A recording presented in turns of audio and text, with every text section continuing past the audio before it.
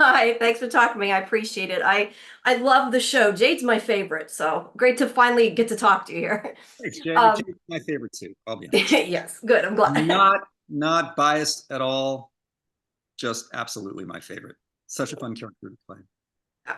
So he talks to the barman Tom, and when he talks about his visions to the vision, and he seems to be saying that he seems to put more stock in what Tabitha sees as opposed to what he sees. And he says if she sees something that has to mean something, and Mm, he says his could be garbage he doesn't know. I just was curious. Does he look at his own visions different? Maybe he doesn't. yeah, it's really interesting. I wonder if maybe there's a chance that because Jade is aware that he's seeing Tom the bartender and he's aware that he's having these hallucinations, that maybe he's not the most trustworthy narrator of his own sort of inner monologue. It's like, at what point do the things that I'm seeing cease to be helpful, and at what point are they, delusions that are taking me off the right path? you know it's interesting too, because Tom, the bartender, is the one that tells Jade, hey, listen, maybe you want to quit drinking because you're losing your grit. You're losing the resilience that made you push through, create this company.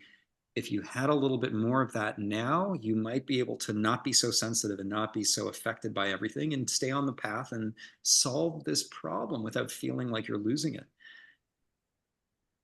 But how do we necessarily know that Tom is trustworthy? Boyd, I'm just like speculating here.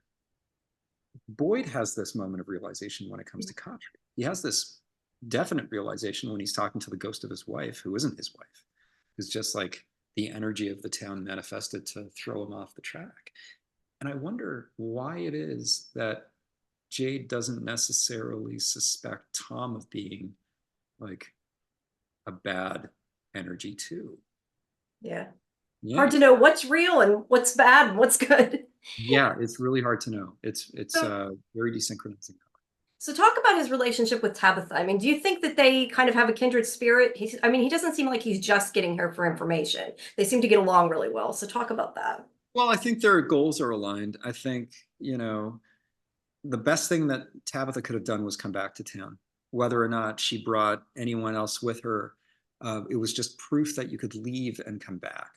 And that lends credence to the idea that there's a portal that works both ways. It's not just one way. It's not just like leaving and then you're stuck in a mountain somewhere, or what is this bottle tree? Does it actually work? Because there's no real proof. Besides Victor throwing in a rock and then having it land again, what does this tree actually do? Does it connect to the outside world? Now we know that it does, you know, or does it? I mean, are we definitively sure that Tabitha actually left the town and went to the real world? I don't know. It feels like well, let's just say that it is, right? Let's just say that Victor's dad does exist in the real world, in real Camden, and comes back to town. But again, it's like you start second guessing everything. You start questioning what is real and what isn't.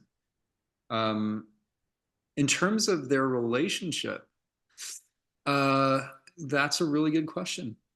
You know, um, I think it's important for them to be sharing information.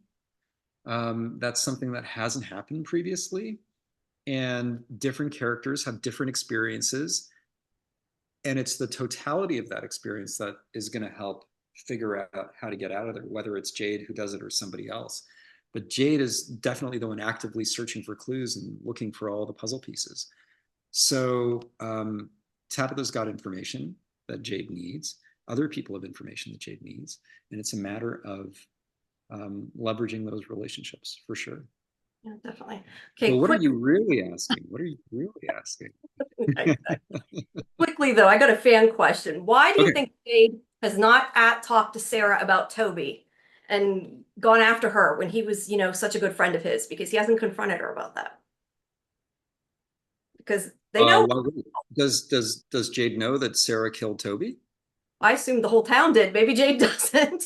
No, I don't think the town did know that Sarah killed Toby. I think the town knows that Sarah killed her brother, but not I guess that's Toby. true. Just maybe just Boyd and Kenny still know that. I don't know. I thought everybody knew that. Maybe not. It's so hard to tell with this show. Everything is so confusing. Yeah, it's really interesting. I had perceived it as she did such a good job of making it look like a monster attack that people just assumed that Toby died from the monsters in the town. But yeah, that's a good question. I might have to text John after this and ask him about it. But yeah, yeah. I mean, I feel like if Jade knew that Sarah was responsible for Toby's death, that he would definitely have feelings about that and do something about it. Um, or it speaks to the idea that he's been so distracted by this other mission that he's on that he hasn't even had time to exact revenge. And then the next question is, what does Jade revenge look like? What does it look like when Jade is vengeful? I don't know. That would be very interesting. I'd like to see that. Wow, she told me 1 minute. It's been more than 1 minute. I appreciate your time. Well, time flies when you're having fun. Jamie, this was great. Thank you so much for bringing me on your show. Good luck to you. Thanks for talking, but I love the finale. It's crazy. I'm waiting to talk about it with people. Well, yeah, me too. All right. Well, thanks so much. Have a good rest of your day.